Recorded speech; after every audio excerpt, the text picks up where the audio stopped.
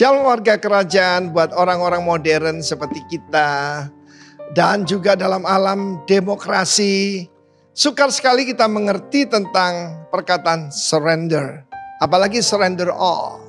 Ada sebuah lagu yang sangat powerful. Ketika orang menyerahkan diri pada Tuhan dan diulangi. I surrender all. I surrender all. All to Jesus. My blessed Savior. I surrender all. Dalam 1 Raja-Raja pasal 20, setelah reformasi yang dilakukan oleh Nabi Elia, dan kita tahu nabi-nabi Baal itu dihapuskan, saudaraku, Asyera dan nabi-nabi Baal palsu itu, apa yang terjadi? Raja Ben-Hadad mengumpulkan seluruh tentaranya, 32 raja bersama dia, dengan kuda dan kereta mengepung Samaria dan memeranginya. Dan dia kirim pesan kepada Ahab Raja Israel. Begini pesan Ben-Hadad, emasmu dan perakmu adalah milikku, juga istri-istri dan anak-anakmu yang cantik-cantik adalah milikku. Raja Israel menjawab, inilah orang surrender. Seperti bicaramu itulah my Lord King. Ya Tuhan Rajaku, dia seorang raja manggil raja lain sebagai raja. Aku ini dengan segala yang ada padaku adalah milikmu. Dalam bahasa Inggris dikatakan, I am thine and all that I have. Tetapi dalam cerita selanjutnya maka dia akan mengirim, Ben-Hadad mengirim utusan. Bahkan yaitu saudaraku akan diperlakukan sewenang-wenang. Dia melawan. Bagaimana kita terhadap Tuhan Yesus? Apa artinya Tuhan itu? Tuhan itu Lord, pemilik, kurios. Di dalam kerajaan Allah tidak ada kepemilikan pribadi. Jadi tidak ada uangku, itu uangnya Tuanku. Dan kita melihat di sini bagaimana kita sebagai anak-anak Tuhan harus tahu ini kunci yang luar biasa. Ini salah satu kunci kerajaan. Surrender to the King. Di dalam hidup saya, pada waktu saya menyerahkan diri 42 tahun yang lalu, mudah sekali. Sebab apa? Hartaku tidak ada, saudaraku. Ya, kita tahu tentang pemimpin muda yang kaya itu sukar masuk kerajaan sorga karena terlalu banyak hartanya. Orang tanya, Pak, apa tidak sulit menyerahkan diri? Tidak itu. Pertama saya diselamatkan dengan darah Yesus. Aku bukan milikku sendiri. Ya, tetapi saudaraku, I'm thine and all that I have. Itu harus kita mengerti. Karena itu kalau kita mengerti ini, kita menyerah pada raja yang baik, bukan pada Ben-Hadad. Ben-Hadad gambaran setan. Tetapi kalau kita menyerah pada Yesus, saudaraku, saya mengalami fenomena paling aneh di dalam selama Corona Academy. Saudara dengar ya, berulang-ulang saya sampaikan. Hari ini hari ke-668. Kalau tidak percaya hitung sendiri, kita dikirim makanan, saudaraku. Why? I'm his. Dan dia gembala yang sangat baik. Karena itu satu hari ada seorang missionary di Afrika menembak singa yang sedang akan memakan seseorang. Dan orang itu ternyata saudaraku adalah kepala suku di daerah itu. Besok paginya saudaraku, kepala suku itu dengan semua istri dan anak yang jumlahnya banyak dan semua harta miliknya datang dan menyembah kepada dia. Dan mereka berkata, kalau ada orang diselamatkan dari raja hutan, yaitu singa, maka kita harus mengabdi kepadanya. Dan dia dipanggil Bwana. Bwana itu artinya Lord, pemilik. Kita diselamatkan dari singa, daripada setan, dari kuasa kegelapan. Dan seharusnya kita memanggil Yesus Bwana. I'm yours, I'm thine, I'm yours, and all that I have is yours. Kiranya kita mengerti kunci yang luar biasa ini. Surrender to the King. Haleluya. Amin. Shalom Bapak Ibu semuanya. Shalom. Puji Tuhan pagi hari ini kita semua dalam keadaan sehat. Kita bisa ibadah di tempat ini. Mari kita serahkan ibadah pagi hari ini dalam tangan Tuhan. Kami serahkan ibadah kami pagi hari ini. Kami percaya bahwa Engkau hadir bersama kami dengan teman kami Tuhan. Kami mau menyembah Engkau Raja di atas segala. Sebab Engkau Allah yang layak untuk terima hormat, pujian dan kemuliaan. Kami mau kenakan juga pujian. Hati kami mau bersorak-sorai. Jiwa kami merindukan Engkau Tuhan. Sebab Engkau Allah yang hidup. Terima kasih Bapak, kami serahkan ibadah pagi hari ini. Hanya di dalam nama Tuhan Yesus. Haleluya. Amin. Mari kita beri penghormatan dan kemuliaan bagi Dia.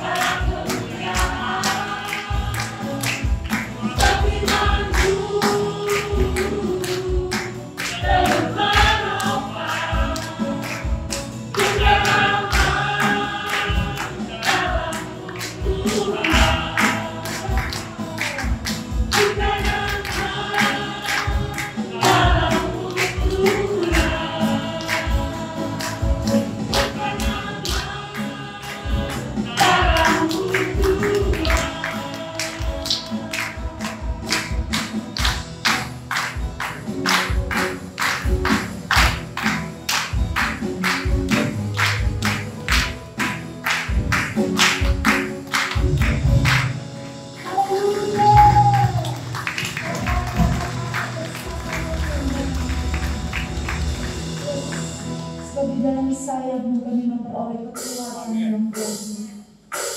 Amin.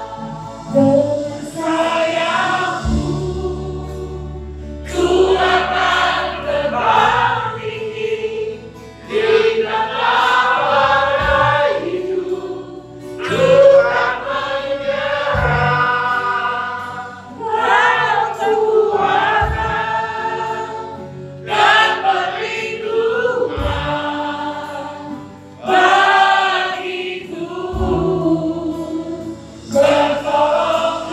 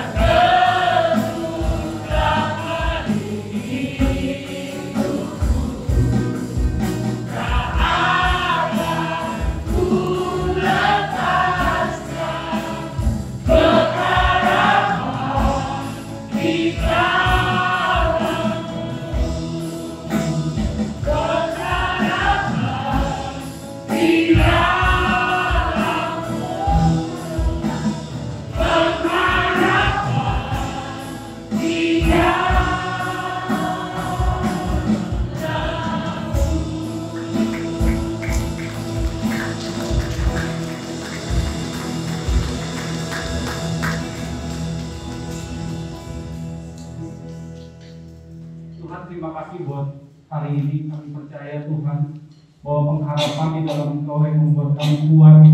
Kami boleh mendapat berkat, pewahyuan, hikmat, sehingga kami tahu Tuhan, ketika Kau mengizinkan sesuatu terjadi dalam kami, ada maksud Tuhan. Dan bagian kami adalah kami mau belajar untuk menyerahkan hidup kami Tuhan kepadamu, sehingga kami boleh mengerti, kami boleh mengenal Engkau lebih dalam lagi, sehingga hidup kami semakin menjadi berkat. Dan keserupaan dengan Kristus nyata dalam kehidupan kami. Berkati dan urapi lidah hamba-Mu Tuhan, biarlah hanya apa yang Engkau ingin sampaikan itu yang tersampaikan melalui hati, pikiran dan lidah hamba-Mu. Dan berikan kami juga untuk yang mendengarkan Tuhan. Tuhan memberikan ketenangan, kemampuan untuk dapat menangkap apa yang menjadi rema dalam firman ini. Dalam nama Tuhan Yesus kami menyerahkan dan siap untuk menerima firman. Amin.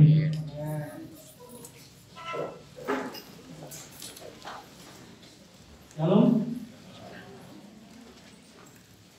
Kita sudah memasuki bulan Februari, pertengahan bulan Februari ya. Waktu berjalan terus dan tema kita adalah 19 Sedeki. Kita perlu tahu bahwa kita hidup dalam satu kerajaan surga, kerajaan yang tidak tergoncangkan, di mana artinya adalah Yesus sebagai raja itu tidak tergoncangkan. Siapapun yang menjadi warga kerajaan surga, raja ini tidak akan pernah tergantikan.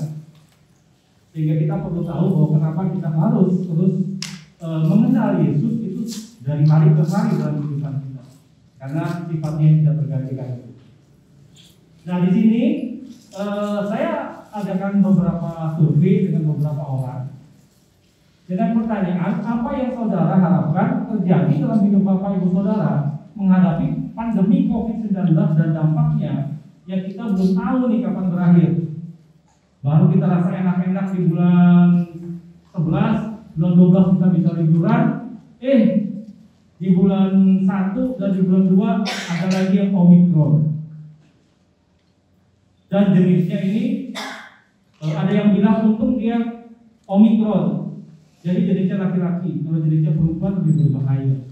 Mungkin jenisnya Tante Kron. Nah, tapi kita dapat dulu itu ya, karena kita lihat sekarang. Kalaupun Tuhan mengizinkan, apa yang kita harapkan? Nah, ada 3 jawaban teratas yang saya dapat di sini. Yaitu yang pertama, berdoa supaya pandemi ini berakhir, bukan lagi segera berakhir. Nah, ini tentu sudah berapa kali dari 3 tahun yang lalu, ini kan masuk tahun ketiga, 3 tahun yang lalu banyak orang berdoa untuk pandemi ini berakhir. Ada yang bilang memprediksikan selama 3 bulan akan terjadi, kemudian Tuhan akan menyelesaikan semuanya. Sampai sekarang belum terjadi lagi. Yang kedua, jawaban yang kedua adalah Tuhan memberikan kekuatan untuk kita dapat menghadapi atau beradaptasi dengan COVID ini. Yang ketiga, jawaban ketiga adalah saya frustasi dengan COVID ini karena pekerjaan saya hilang, penghasilan saya berkurang dan sebagainya. Nah sekarang coba kita lihat kalau Alkitab itu mengatakan apa tentang kita, tentang pengharapan ini. Alkitab mengatakan bahwa pengharapan itu seperti sebuah jangkar atau saut. Nah jangkar ini, satu jangkar jika diturunkan dari kapal, saya coba gambar aja sebelum bisa. Nah ini ada kapal. Ini kapal mungkin pertama ombaknya teduh. Pada saat kapal ini merapat, dia akan menurunkan yang namanya jangkarnya, saut ini. Dia akan turunkan, saut ini akan nanti kena dengan yang namanya karang, batu karang. Baru kemudian dia akan terbawa arus. Jika itu kemudian ombaknya keras, apakah kapal ini akan terbawa? Nah kita perlu ingat bahwa selain jangkar ini juga ada yang namanya rantai. Rantai ini yang namanya iman. Kalau kita punya iman dan kita punya pengharapan, nyangkut dengan yang namanya atau terkait dengan yang namanya batu karang atau roh Tuhan Yesus, maka sekalipun gelombang datang, sekalipun angin dan badai datang, kapal itu tidak akan tergoyahkan. Dan ini yang terjadi di dalam hidup kita. Nah, sekarang tema minggu ini saya kasih judul tentang murah yang mahal. Seharusnya kita percaya bahwa kita adalah umat yang ditebus, sehingga kita menjadi umat kepunyaan Allah sendiri. Dan itu dibayar dengan mahal. Allah membayar kita mahal dengan pengorbanan Tuhan Yesus di kayu salib, anak tunggal satu-satunya diserahkan untuk kita. Tapi kadang-kadang kita tidak bisa menilai kita yang mahal ini karena kita salah dalam menilai hidup kita. Sehingga waktu datang badai, kita kemudian hilang pengharapan, hilang iman dan sebagainya. Paulus mengajarkan kita bagaimana nanti kita melihat atau mengenal bagaimana apa yang harus kita lakukan waktu kita berserah kepada Tuhan. Roma 12 ayat 1, karena itu saudara-saudara, demi kemurahan Allah, aku menasihatkan kamu supaya kamu mempersembahkan tubuhmu sebagai persembahan yang hidup, yang kudus, dan yang berkenan kepada Allah. Itu adalah ibadahmu yang sejati. Nah, di sini Paulus sebagai orang yang pernah masuk ke dalam anugerah Tuhan atau kemurahan Tuhan dan sekarang hidup di dalam anugerah itu, dia menasihatkan kepada jemaat di Roma pada saat itu. Yang kita sekarang ngomong tentang kita aja, kita dinasihatkan ini. Ada 3. Yang pertama tujuannya adalah awalnya dimulai dengan kemurahan Allah. Yang kedua mempersembahkan tubuh. Yang ketiga ibadah yang sejati. Nah sekarang kita coba masuk satu-satu ya. Demi kemurahan Allah. Rasul Paulus tentu punya alasan nih kalau dia ngomong bahwa demi kemurahan Allah. Sebelum dia kemudian menyatakan bahwa aku menasihatkan kamu. Dia ngomong dulu demi kemurahan Allah. Nah di sini dalam pikirannya Paulus itu bahwa ada satu pertanyaan, dapatkah seseorang melakukan sesuatu yang benar jika motivasi yang ada di dalam hidupnya itu tidak benar? Dapat nggak? Tidak mungkin. Harus benar dulu, baru kemudian perilaku dan tindakannya benar. Nah, jadi di sini landasannya Paulus apa? Apa didirikan di atas mengapa? Konsep cara pola pikir kita dulu harus benar, baru perilaku kita benar. Nah, kepada jemaat di Roma, Paulus menasihatkan bahwa demi kemurahan Allah. Itu maksudnya apa? Kemurahan Allah itu menjadi alasan untuk kita mengorbankan tubuh kita sebagai persembahan. Kira-kira sudah dapat sini? Demi kemurahan Allah. Berarti apa? Kemurahan Allah ini menjadi alasan. Baru kenapa kita mempersembahkan tubuh kita? Ini yang Paulus maksudkan. Oke, kita masuk lagi. Apa saja kemurahan Allah dalam hidup kita? Nah, di dalam jemaat Roma, Paulus menuliskan tentang 2 hal penting untuk kitab Roma ini. Yang pertama ayat 1 sampai 11 itu dia menyatakan tentang doktrin bagaimana Allah kemudian menyelamatkan kita. Dan di Roma 12 itu tentang apa yang harus kita lakukan untuk kita diselamatkan. Roma 1 sampai 11 itu dikatakan bahwa kita dahulunya adalah orang yang berdosa dan berada di bawah muka Allah. Seharusnya itu kita mendapat penghukuman Allah, kita tidak dapat berhubungan dengan Allah, kita siap-siap untuk masuk dalam namanya kutub. Kalau kita hidup dalam Allah itu diberkati, berkat, dan kita keluar untuk kutub. Itu terdapat di Roma 1 ayat 18 dan Roma 3 ayat 20. Kemudian doktrin yang kedua adalah oleh karena anugerahnya di dalam Kristus Yesus, Allah membenarkan kita melalui iman. Karena kita tidak mungkin dibenarkan karena perbuatan. Jadi kita hanya dibenarkan karena iman. Ini di Roma 3 ayat 21 dan 4 ayat 25. Kita tidak mungkin bisa mengenal Allah dengan kemampuan kita. Itu artinya Yang ketiga, sejak saat itu kita hidup di dalam damai sejahtera, kasih karunia dan pengharapan.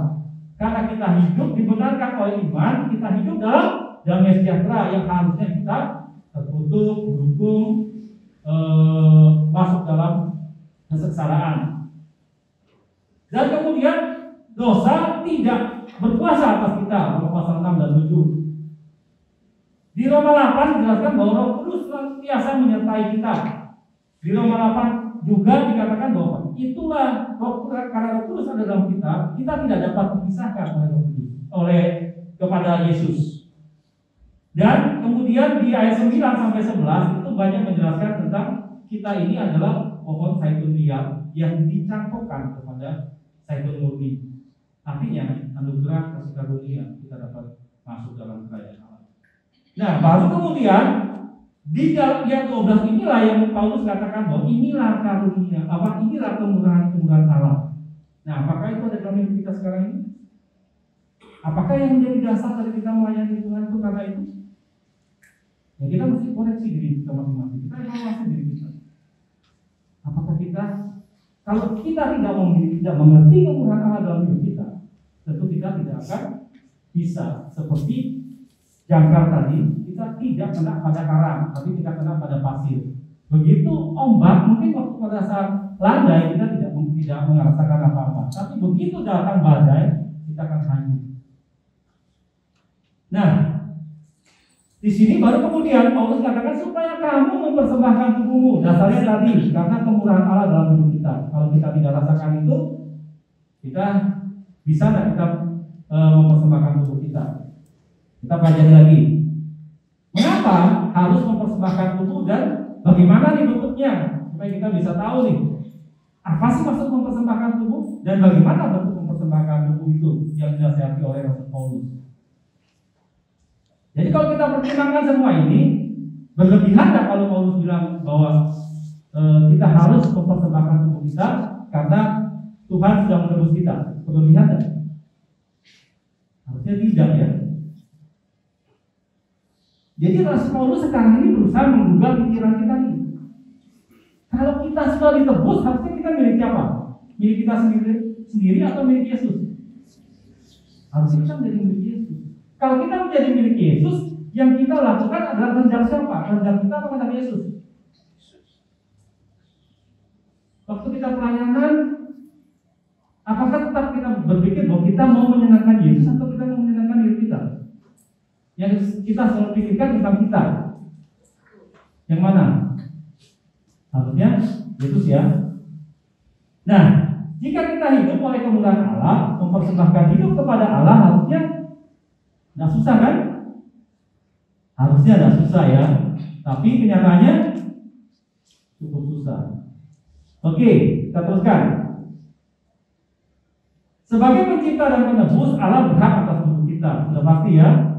Nah, gambaran tentang persembahan atau korban kita lihat seperti ini. Perjanjian lama itu adalah kalau saya berbuat satu kesalahan atau dosa dan saya tahu dosa itu besar atau kecil, kemudian saya sadar saya bawa hewan. Hewan yang saya bawa ini kemudian diperiksa oleh imam. Yang dilihat apanya? Cacat atau tidak. Itu disebut dengan kudus. Nah, kemudian dibawa, saya menumpangkan tangan, dosa saya beralih kepada hewan ini disembelih dan darahnya dipercikan, kemudian saya menjadi suci kembali. Nah, sekarang di perjanjian baru itu semua tidak terjadi lagi. Kenapa? Karena Yesus menggantikan itu semua. Semua kesalahan, tabiat dosa dan tabiat dosa dalam hidup kita itu sudah ditebus. Jadi yang tersisa apa? Harusnya adanya apa? Hanya ucapan syukur lagi. Ucapan syukur, korban syukur. Namun syukur bukan sekedar ucapan syukur. Ada yang lebih penting daripada ucapan syukur. Saya bersyukur Tuhan sudah menyelamatkan saya, sudah menebus saya, menggantikan hidup saya dan sebagainya. Apakah itu cukup? Tidak. Paulus menjelaskan bahwa Ada yang lebih daripada ucapan syukur, yaitu apa? Kehidupan ini yang kita bawa kepada Tuhan. Nah, di sini Paulus lebih menekankan bahwa seluruh kehidupan kita harus diberikan kepada Tuhan sebagai apa? Persembahan yang hidup, kudus, berkenan kepada Allah. Nah, Paulus tidak sedang bilang bahwa ini 3 persembahan, tidak. Satu jenis persembahan itu dengan 3 karakteristiknya. Kita bahas satu-satu ya. 3 jenis karakteristik dalam persembahan tubuh kita ini. Yang pertama adalah persembahan yang hidup. Kalau dulu korban itu waktu dia hidup, kemudian dia dipotong dan selesai. Tapi persembahan kita kepada Tuhan yang sekarang apa? Hidup kita yang tetap hidup. Lalu yang matinya apa? Yang mati adalah tabiat dosa dan tabiat dosa dalam hidup kita. Jadi yang sekarang kita persembahkan kepada Tuhan adalah hidup yang kita hidupi dengan kualitas Yesus di dalam hidup kita. Itu yang sekarang kita persembahkan kepada Tuhan. Tentu ini akan memakan waktu panjang. Begitu kita masuk dalam mempersembahkan tubuh yang pertama, ada aja gangguannya. Ada orang yang kemudian membuat kita marah, membuat kita tidak dihargai, terus tidak menganggap kita dan sebagainya. Itu bisa terjadi kan? Tapi itu dihapuskan, hilangkan semua. Ini tubuh. Yang kita sadar bahwa Tuhan tidak butuh masalah kita, Tuhan tidak butuh harta kita, tapi yang Tuhan butuhkan adalah hidup kita. Makanya kadang-kadang kita berdoa lebih banyak kepada Tuhan, berkati aku, lindungi, berbungkus hartaku dan sebagainya. Tapi kita tidak pernah mau berdoa, Tuhan pakai hidupku, bentuk hidupku sekarang. Karena yang lebih penting itu hidup kita daripada harta kita, daripada apa yang kita miliki selain daripada hidup. Nah, waktu kita mulai bawa hidup kita, kualitas hidup Kristus dalam hidup kita inilah, itu dosa dan tabiat dosa yang mengikat hidup kita itu disingkirkan, mati di dalam pengorbanan hidup kita. Contohnya apa sih? Hidup yang beragama tapi tidak suka hal-hal rohani. Nah, sekarang siapa yang sudah tergabung dalam KK? Kita ada KK, dulu namanya KM, Komunitas Mesianis, sekarang namanya KK, Keluarga Kerajaan. Siapa yang sudah tergabung? Belum ada ya?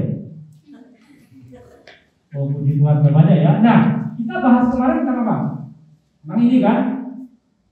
Bagaimana hidup membedakan hidup beragama dan hidup kerohanian, dalam kerohanian.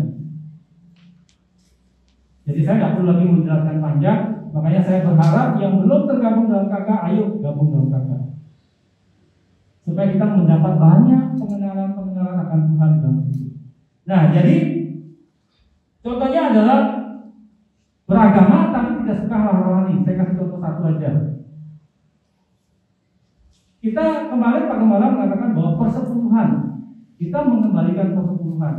Kalau kita mengembalikan persepuluhan karena takut dikutuk Tuhan, makanya kita melakukan hal yang agamawi.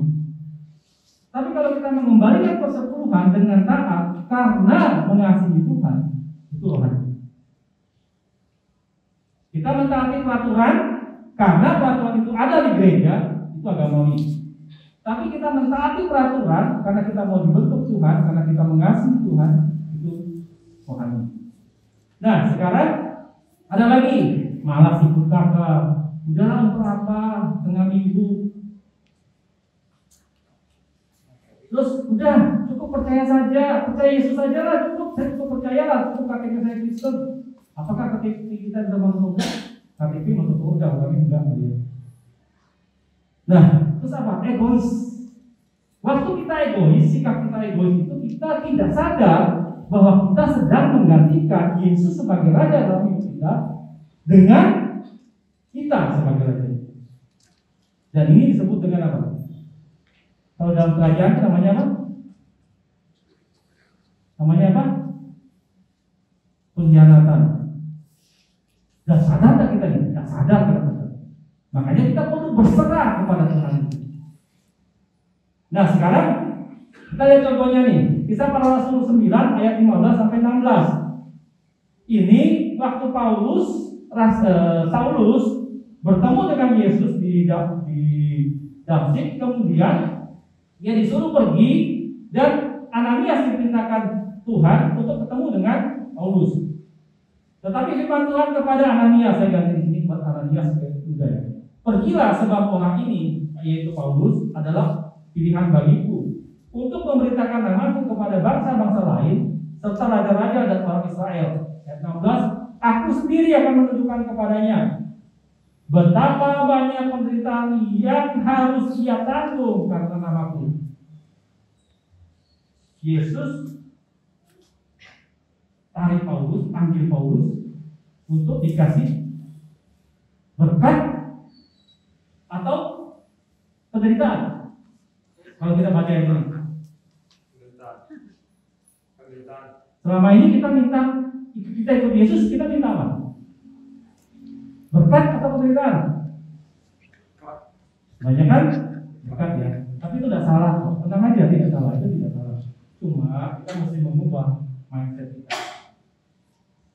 Ini jelas-jelas yang katakan adalah Tuhan mengatakan kepada Ananias bahwa penderitaan itu akan ditanggung oleh Paulus. Jadi tidak semua orang dimasukkan dalam penderitaan yang sama dengan Paulus. Tuhan bisa pakai kita, memberkati kita, asal kita punya hati yang bagus, yang benar. Kemudian Tuhan memberkati dengan apa yang kita punya, berkat yang kita miliki, kita membantu atau kita mensupport pelayanan-pelayanan dalam pekerjaan Tuhan. Bisa nggak? Bisa kan? Tapi kita ambil contohnya seperti ini. Paulus seharusnya, Saulus kalau dia terus ikut kepada ahli Taurat, dia satu saat akan menjadi orang yang terhormat karena dia adalah murid dari Gamaliel, orang yang pada saat itu adalah tertinggi di ahli Taurat. Tapi waktu dia ikut Tuhan, dia bukan hanya dapat jabatan, tapi dia dapat apa? Penderitaan. Ada lagi ilustrasi, Matius 25 ayat 14 sampai 25 itu menjelaskan, saya ambil singkat saja. Ini Yesus sendiri yang menjelaskan, sebab hal kerajaan surga itu sama seperti seorang yang mau berpergian ke luar negeri. Dia sebutkan hal kerajaan surga ya. Kemudian memanggil hamba-hambanya, orang-orang yang hamba, orang yang sudah ditebus. Dia panggil 3 orang. Yesus panggil 3 orang. Yang satu dia kasih 5, yang satu dia kasih 2, yang satu dia kasih 1 talenta. Di situ dikatakan sesuai dengan kesanggupannya masing-masing. Yang 5 setelah menerima, kemudian mereka pergi. Yang 5 menerima dan pergi. Yang 2 menerima dan pergi. Yang 1 juga menerima dan pergi. Tapi apa bedanya antara mereka semua ini? Yang 5 dan 2 pergi menjalankan talenta yang Tuhan berikan kepada mereka. Memang Alkitab tidak menjelaskan tentang adanya penderitaan yang dialami oleh mereka. Tapi kalau kita lihat dari yang tadi, bahwa Paulus atau Saulus itu dipanggil Tuhan, Paulus dipanggil Tuhan untuk dimasukkan dalam penderitaan. Sekarang kita berandai-andai saja lah, karena kita tidak menuliskan ini. Yang 5 dalam menjalankan uang, kalau kita ngomong ini tentang uang, kira-kira ada yang nggak bayar nggak uang ini pinjamkan? Bisa jadi kan? Nagih-nagihnya susah, bisa nggak? Bisa kan? Oh, di sini ada Pak Jojo ya. Pak Jojo ini kan orang bank ya, kepala bank BNI. Nah, sekarang kan pasti banyak gitu Pak ya. Kasih pinjamnya gampang Pak ya. Ambilnya gampang nggak? Kadang-kadang susah. Ya, terutama orang yang memang tidak niatnya tidak baik. Nah, sekarang ini kemudian dijelaskan apa? Yang 5 pergi, dia tidak susah payah nih. Dia terus menjalankan. Bukankah Allah menuliskan dalam kitabnya bahwa Allah bekerja untuk mendatangkan kebaikan bagi orang yang mengasihi Dia? Siapa yang mengasihi Dia? Yang melakukan perintahnya. Dia pergi, yang 5 itu pergi ceritanya. Dia lakukan semua, talenta uang itu dijalankan.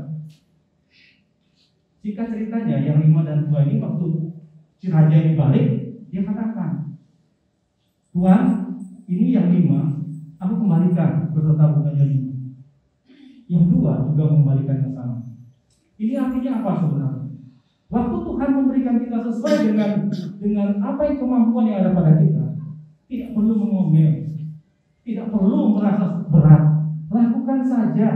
Dan bukankah dalam perjalanan proses kita melakukan, menjalankan apa yang Tuhan berikan kepada kita, di situ baru kita bisa melihat bagaimana Tuhan berkarya dalam hidup kita.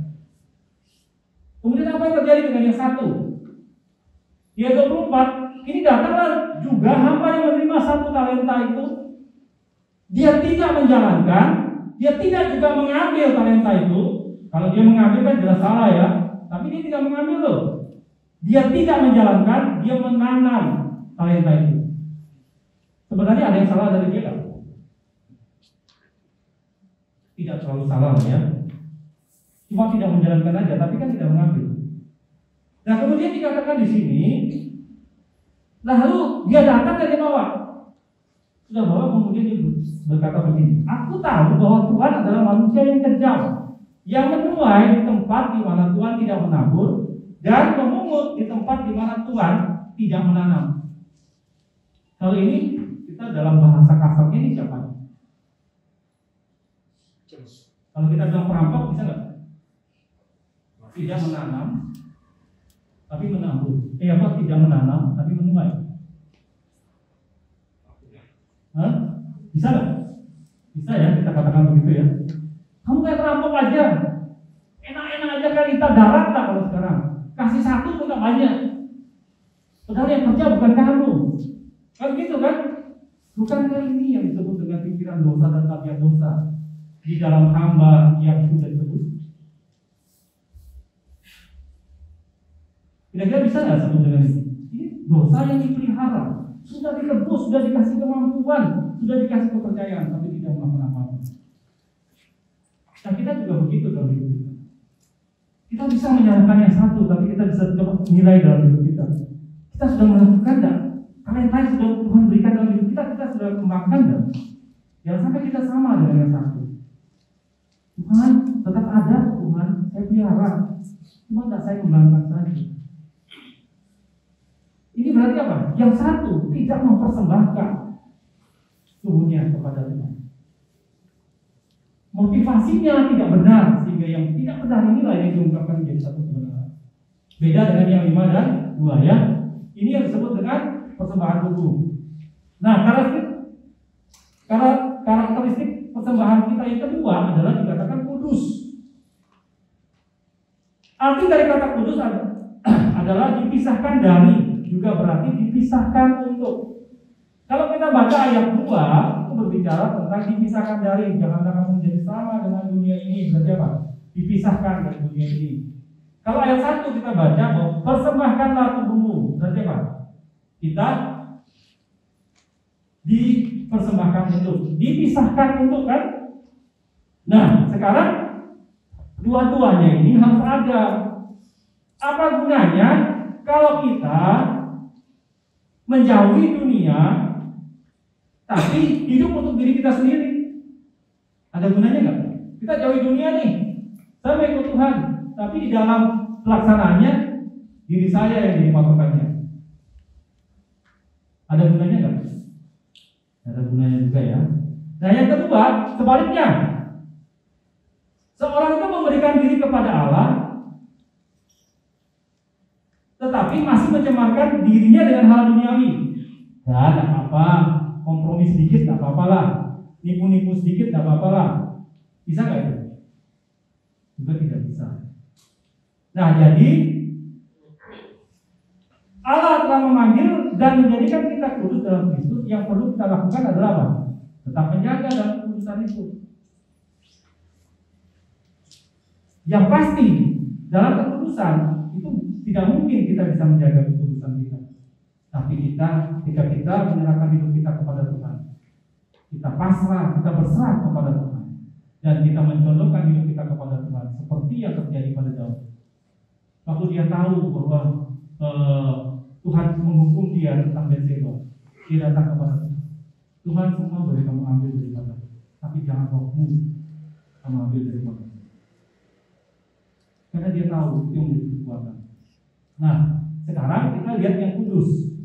1 Korintus 6 ayat 19-20, Paulus juga menjelaskan kepada jemaat Korintus, atau tidak tahukah kamu bahwa tubuhmu adalah bayi Roh Kudus yang diam di dalam kamu, Roh Kudus yang kamu peroleh dari Allah. Roh Kudus yang kamu peroleh dari Allah. Jadi kita, tubuh kita sekarang ini adalah baik Roh Kudus yang Tuhan tempatkan Roh Kudus dalam kita. Sekarang bagian kita tinggal memelihara Roh Kudus tetap ada dalam kita apa tidak, memimpin kita apa tidak. Dan bahwa kamu bukan milik kamu sendiri lagi.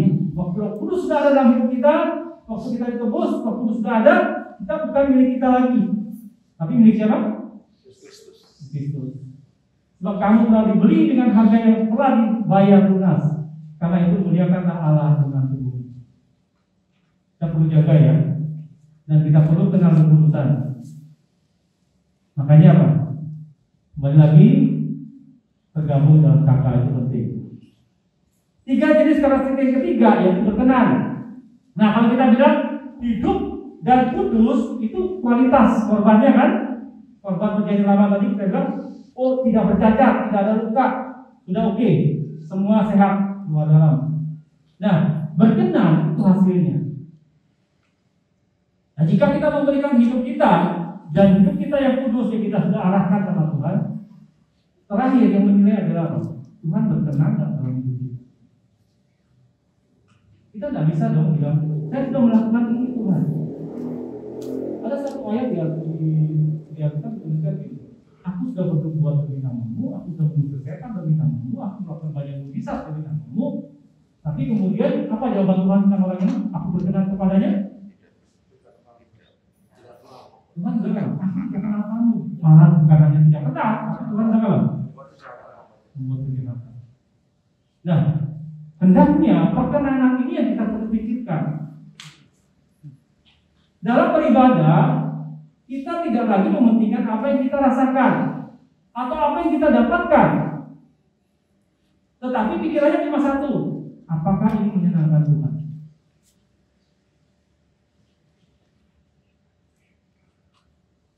Jadi itulah esensi dari kita menyadari bahwa siapa sih kita.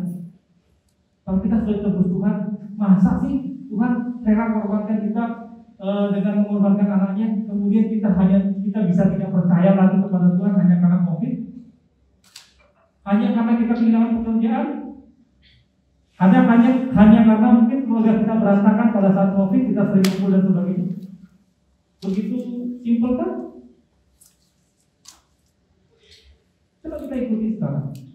Tuhan, aku mau hidup berkenan kepadamu. Mungkin Tuhan sedang merombak kita sekarang ini. Waktu kita punya pekerjaan sudah mulai menurun, kemudian kita, Tuhan, saya mau kembali kepadamu. Tuhan sedang merombak kita. Dengarkan apa yang Tuhan perintahkan kepada kita. Tuhan akan menuntun kita. Tuhan tidak pernah merancangkan satu yang kecelakaan bagi kita.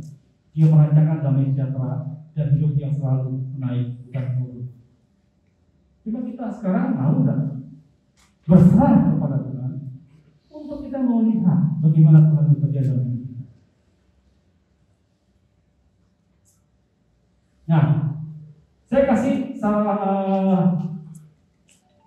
bagaimana hidup yang berkenan kepada Tuhan. Ini salah satu contoh ya, Lukas 10 ayat 38 sampai 42. Ketika Yesus dan murid-muridnya dalam perjalanan, tibalah Yesus di sebuah kampung. Seorang perempuan yang bernama Marta menerima dia di rumahnya. Perempuan itu mempunyai seorang saudara yang bernama Maria. Maria duduk dekat kaki Tuhan dan terus mendengarkan perkataan Tuhan. Sedang Marta sibuk sekali melayani. Ia mendekati Yesus dan berkata, Tuhan, tidakkah engkau peduli bahwa saudaraku membiarkan aku melayani seorang diri? Suruhlah dia membantu aku. Tetapi Tuhan menjawabnya, Marta, Marta, engkau khawatir dan menyusahkan diri dengan banyak perkara. Tetapi, coba saudara baca yang 42. Hanya satu saja yang perlu. Maria telah memilih bagian yang terbaik yang tidak akan diambil.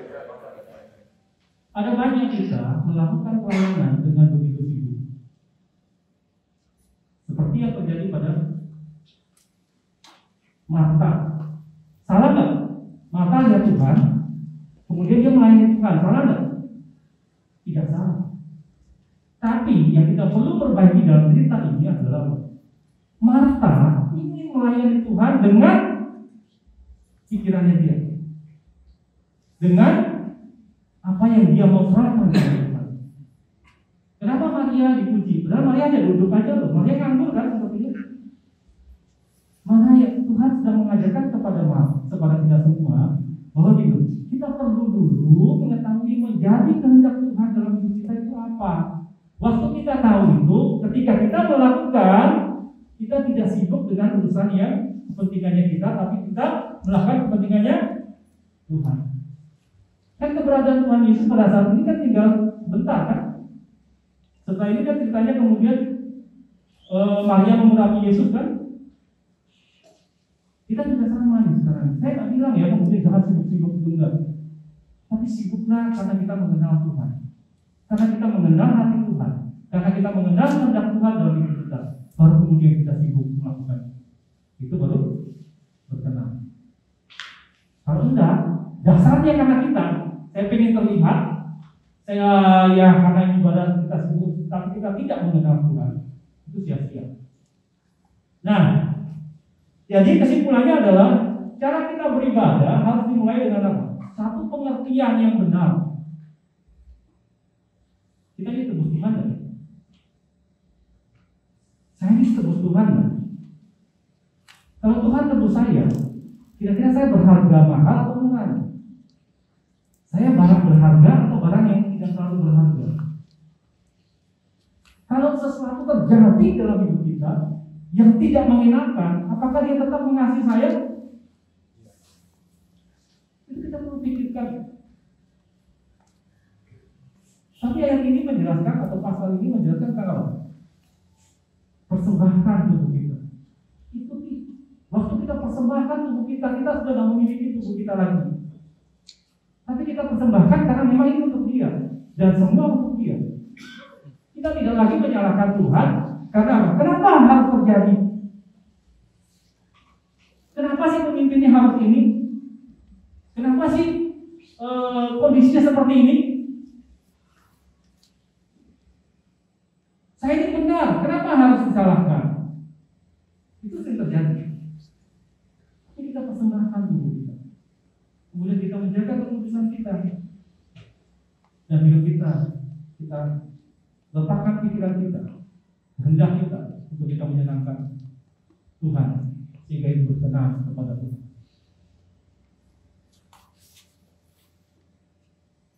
Saya mengundang Impres Emotif. Ini masih di bulan Februari. Mari kita sama-sama dari yang kita pelajari, kita serahkan hidup kita kepada Tuhan. Kita serahkan hidup kita kepada Tuhan. Baik itu kehidupan yang menyenangkan atau tidak menyenangkan dalam hidup kita. Dan saya mengajak untuk kita semua bergabung di dalam KKI. Kita sama-sama bagian dari mempersembahkan hidup itu. Bukan karena tidak tahuan, tapi kita punya pengertian. Mungkin firman ini pada saat ini mengubah kita, mengingatkan kita lagi bahwa kita ini bukan milik kita lagi. Mari kita nyanyikan lagu ini sambil kita renungkan.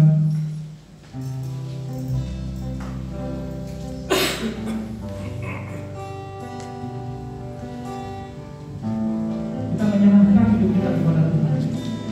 Kita serahkan kehidupan kita kepada Tuhan. Kita serahkan pekerjaan kita kepada Tuhan. Dan kita bawa hidup kita kepada Tuhan karena Tuhan menginginkan hidup kita lebih dari apapun yang ada.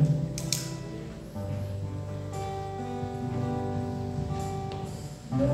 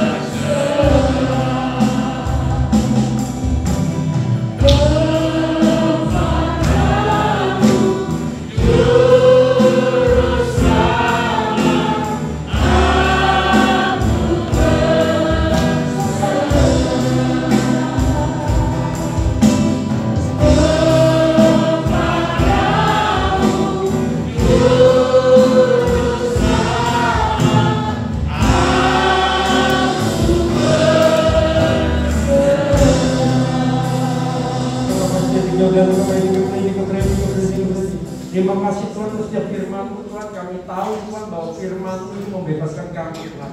Firman-Mu membawa kami dalam sebuah kemerdekaan Tuhan. Dan kami melepaskan shalom ini untuk Pak Budi Tuhan. Berkati dia, berkati keluarganya, bahwa dia terus dalam sebuah perjalanan bahwa dia terus naik sampai pada sebuah kasih karunia Tuhan. Dan kami tahu Tuhan, kami adalah orang-orang yang telah ditebus. Kami adalah orang-orang yang telah dipagari oleh kasih karunia Tuhan. Dan shalom itu ada bagi setiap kami. Dan kami akan terus bawa Tuhan untuk hidup kami terbangun yang ada di dalam hadirat Tuhan. Karena lewat sebuah pengenalan Tuhan yang ada di dalam rumah, di dalam hadirat-Mu, maka semua akibat dosa, maka semua setiap kutuk-kutuk kesalahan, maka setiap trauma-trauma masa lalu selesai di sana Tuhan. Dan kami tahu lewat sebuah pemulihan kami yang ada dalam hadirat-Mu Tuhan, maka benar-benar Kau yang akan mengubahkan setiap pola pikir kami, pemahaman kami. Karena kami tahu apapun yang kami katakan penderitaan ini berasal dari sebuah pemahaman yang salah. Tapi kami tahu Tuhan, sebuah pemahaman yang benar telah termenterai oleh kami dan tercetak oleh kami dan terus cetak kami di dalam setiap kebenaran, dan kami mau terus bekerja sama dengan setiap firman-Mu, sehingga lewat setiap firman-Mu membawa kami dalam kasih karunia-Mu, membawa kami dalam perjalanan-Mu, dan gereja ini akan mengalami hal-hal yang dahsyat. Karena dari gereja ini akan lahir orang-orang sebagai generasi Raja Wali, generasi yang tidak takut terhadap masalah, generasi yang tahu tetap memegang firman, tetap mempertahankan keyakinannya di atas firman. Karena keyakinan dari firman ini akan membawa satu pola ilahi. Dari pola ilahi ini akan membawa gereja ini akan mengalami apa yang telah Tuhan janjikan buat gereja ini, yaitu sebuah tempat ibadah yang permanen akan benar-benar terjadi buat gereja ini dalam nama Yesus. Karena kami memahami Tuhan, janji-Mu itu ya dan amin. Tapi kami tahu terbangunnya pola ilahi ini, maka benar-benar gereja ini baik pendanaan, izin dan semuanya Tuhan yang akan membawanya untuk tergenap buat gereja ini. Terima kasih Tuhan.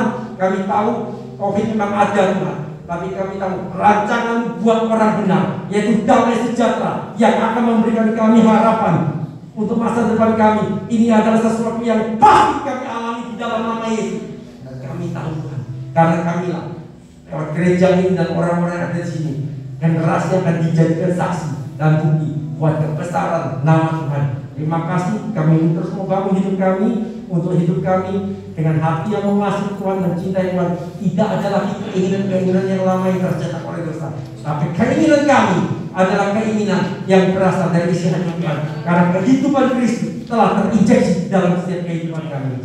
Dan kami mau mempersembahkan menabur persembahan diakonia dan persembahan umum dengan hati yang mengasihi Tuhan di dalam nama Yesus Kristus Tuhan. Amin.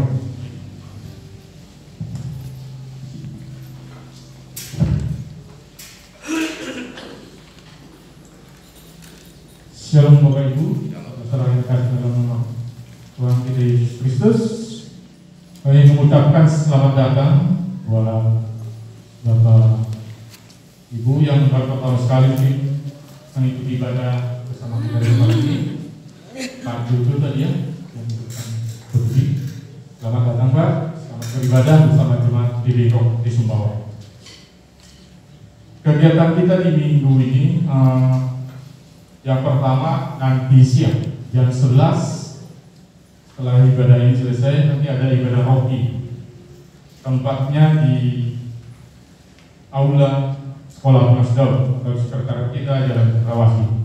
Sekali lagi ibadah rohani dimulai jam 11 siang. Yang berikutnya, ayo kakak, seperti sudah disampaikan tadi sama Pak Wakil Gembala dalam khotbahnya, kakak diadakan setiap pertengahan minggu. Dan ini kakak ini ada 7 kakak kita di jemaat ini, di gereja ini. Nanti Bapak Ibu bisa menghubungi gembala kakak yang ada. Saya maaf kalau tidak ditampilkan tadi.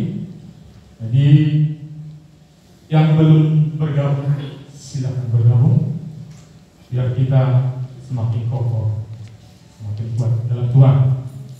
Kalau kita kuat dalam Tuhan, komunitas pasti gereja kita kuat dan bangsa kita semakin kuat. Amin. Yang berikutnya yaitu ibadah lansia. lansia termasuk di sini mungkin yang sudah pensiun ya, 26 tahun ke atas ya. Kalau masih di bawah masih muda seperti saya. Jadi ibadah lansia nanti diadakan pada hari Senin, tanggal 14 Februari, berhubung dengan Valentine Ibu ya.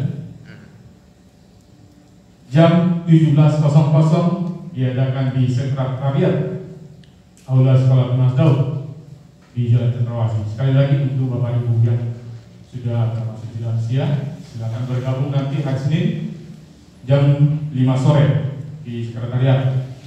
Dan untuk berikutnya yaitu Sumbawa Berdoa diadakan setiap hari Rabu pada pukul 18.00 pada jam 6 sore. Ini diadakan melalui online atau via Zoom. Ya, nanti linknya tetap dikirim lewat grup yang sudah ada pada hari Selasa atau hari Rabunya. Jadi Bapak Ibu sekali lagi, Sumbawa Berdoa ini tidak terbatas hanya untuk pelayan Tuhan atau yang bertugas dalam pelayanan setiap minggunya. Jadi kami menghimbau untuk Bapak Ibu seluruhnya jemaat Tuhan yang ada di Sumbawa ikut bergabung, dan linknya tetap kami kirimkan lewat PA Group. Untuk minggu depan kita akan kembali seperti ini untuk mengadakan ibadah raya, untuk berkumpul bersama menggunakan memuji nama Tuhan pada pukul 8 pagi, tetap di tempat ini, Aula Hotel Tambor. Dan demikian kegiatan-kegiatan kita untuk seminggu ke depan. Dan hari ini akan diadakan penyerahan anak dari Ibu Kartini, dan kami serahkan untuk penyerahan anak ini dipimpin Bapak Gembala. Terima kasih, Tuhan Yesus memberkati. Shalom, pagi hari ini kita adakan penyerahan anak. Saya minta dari Ibu Rati Kartini boleh maju ke depan bersama anaknya.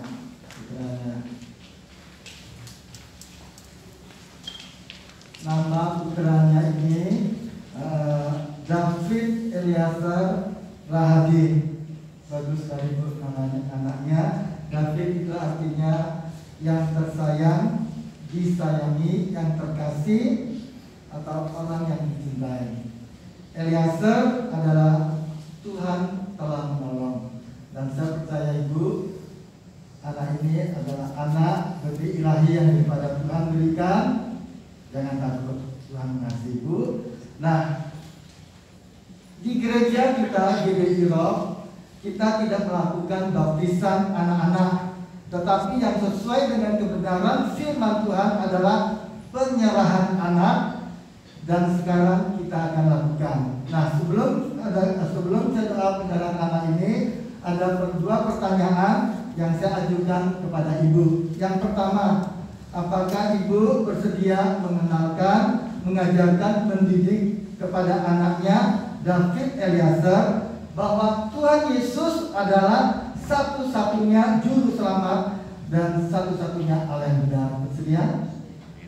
Yang kedua, apakah Ibu bersedia menjadi teladan di dalam Tuhan Yesus terhadap anaknya David Eliazar di dalam kehidupan sehari-hari yang Ibu jalankan? Bersedia? Nah, saudara jemaat yang dikasih Tuhan, mari kita bangkit berdiri. Kita arahkan tangan kita berdoa buat David Eliazar ini. Tidak ramai rasakan siapa yang merasakan, tidak ada rasakan. Dalam nama Yesus, saya serahkan anak ini David Eliazar dalam tangan Tuhan. Biar kehendak Tuhan terjadi dalam kehidupannya, Bapak. Sejak dia masih kecil ini, Bapak, kami percaya Tuhan bagi ilahi itu sudah ada dalam kehidupannya mulai saat ini, ketika penyerahan itu ke dalam tangan Bapak. Masa depannya, Ibu kau jangan takut. Masa depannya David Eliazar ini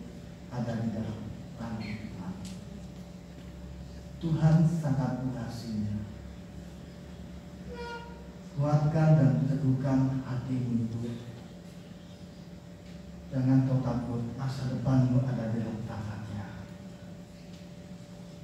Engkau akan melihat perbuatan yang ajaib yang Tuhan kerjakan dalam kehidupanmu mulai saat ini. Arahkan hati dan pikiranmu terus kepada Dia. Engkau jangan menoleh ke belakang, berjalan terus bersama dengan Dia. Biarlah hari-harimu yang engkau lalui terus engkau arahkan kepada Dia. Satu tahap demi satu tahap, satu langkah demi satu langkah yang engkau lalui, pastikan kau berjalan dengan Dia. Maka Dia akan lepaskan dari masa lalu. Dia akan memberikan yang terbaik untuk engkau. David Eleazar, Tuhan sangat mengasihi. Engkau adalah biji mata Tuhan. Mulai saat ini, benih itu sudah ada dalam dirimu. Penuhi David Eleazar ini Bapa dengan Roh Kudus-Mu yang akan menuntun dia, menguatkan dia, dan dia akan menjadi besar di hadapan Tuhan. Terima kasih Bapa, terima kasih Tuhan. Mengucap syukur Tuhan, mengucap syukur itu kepada Dia. Dia sangat kasih. Tuhan memberkati.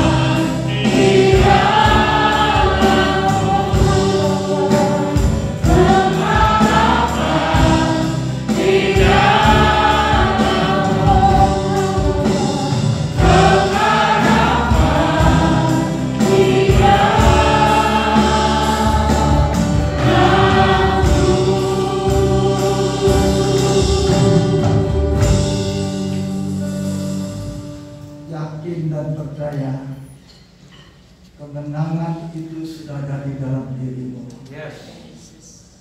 Apapun yang kau lihat kenyataan hari ini, tapi engkau ubah.